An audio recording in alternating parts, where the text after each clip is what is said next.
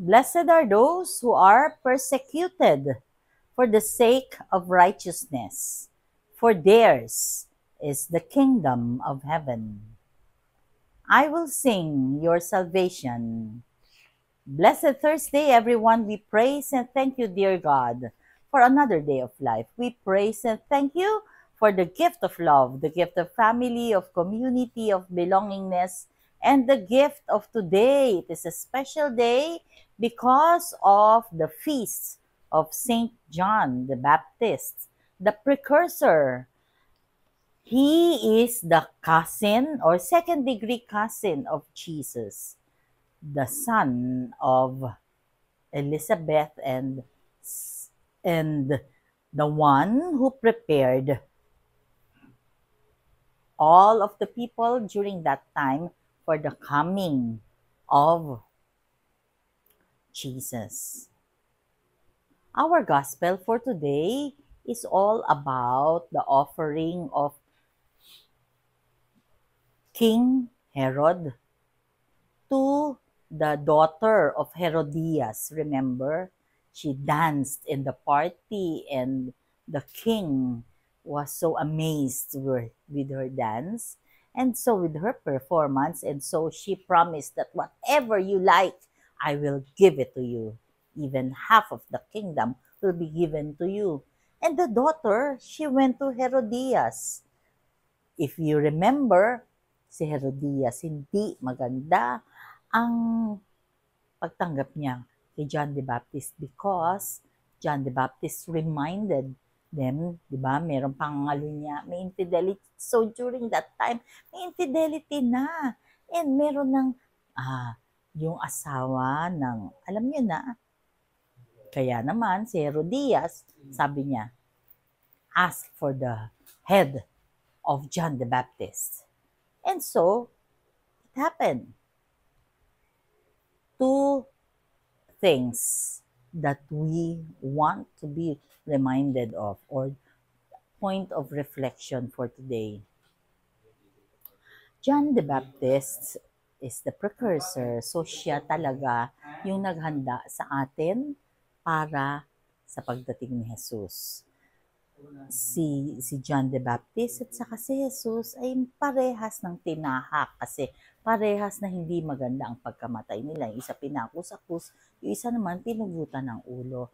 Pero dito, dahil sa kanilang dalawa, meron tayong pinag-uusapan ngayon, meron tayong reflection, meron tayong natutunan. Ano ang natutunan natin? Kahit na to the point of death, basta ang sinasabi mo yung totoo at yung katotohanan lamang, you will give your all and stick to the truth. That is what matters. And kahit na, ang isa pa dyan is, kahit na ano ang gawin mo, ibigay mo man ang lahat, papatay mo man ang lahat ng tao, kung hindi maganda ang ginagawa mo, hindi yan mapapalitan. Hindi magbabago, hindi pa rin maganda. So, ibig sabihin, may domino effect ang paggawa ng hindi maganda. Just like the divorce bill na gustong-gusto nilang isulong, gustong-gusto nilang magkaroon ng divorce bill sa ating bansa. Ano ang idudulot na maganda? Magiging maganda ba na patuloy, generation after generation na ang isang lalaki nambubugbog ng asawa, papalitan ng kapartner dahil may divorce bill, mag-aasawa siya ng panibago, iba na naman ang victim. Ibig sabihin, the divorce bill will just will allow multiple victims dito sa lalaking nambubugbog. In the same manner sa babaeng nambubugbog din kasi pareha sila eh. Ganon din. Ano ang mali? Ano ang hindi na-address ng divorce bill?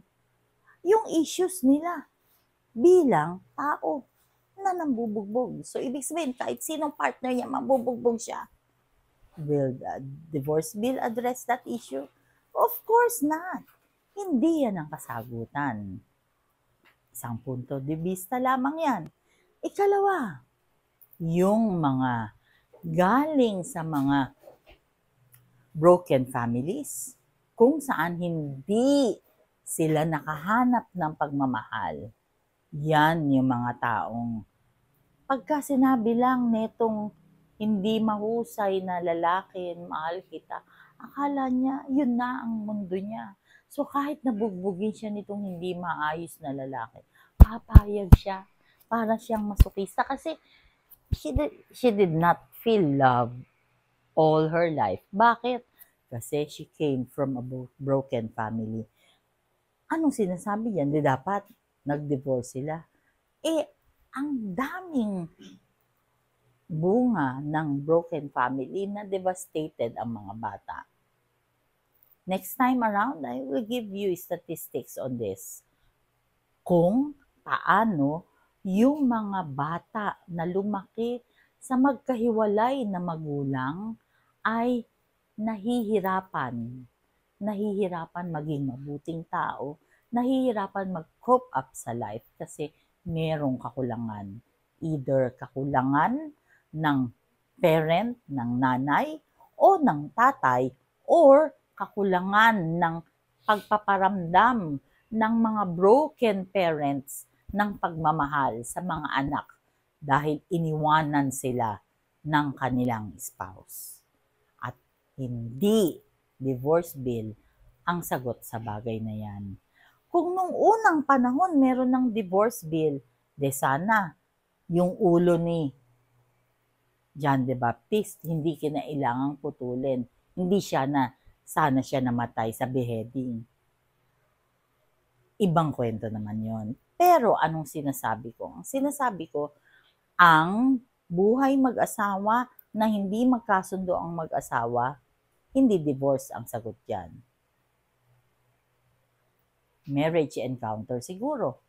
Kaya naman, if you have this situation in your marriage, allow me to help you.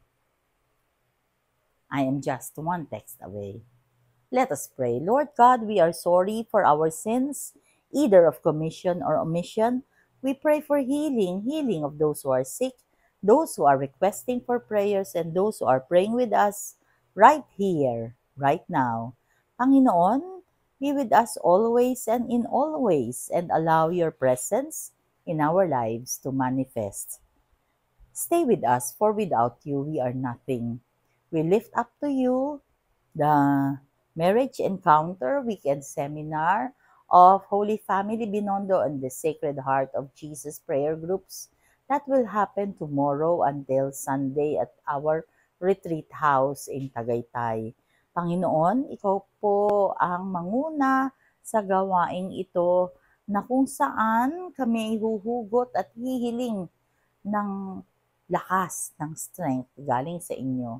At naway mapagtagumpayan ang weekend na ito, Marriage Encounter Weekend Seminar na ito, ng ikaw din po ang pinupuri at pinasasalamatan. Lord God, we lift up to you all the candidates that you will be sending, those who are going to sponsor, yung mga magsisiganap, yung mga speakers, even our music group. Please be with us and stay with us. All this we pray in your mighty name through the intercession of our Blessed Mama Mary. Saint John the Baptist, pray for us. God bless us all.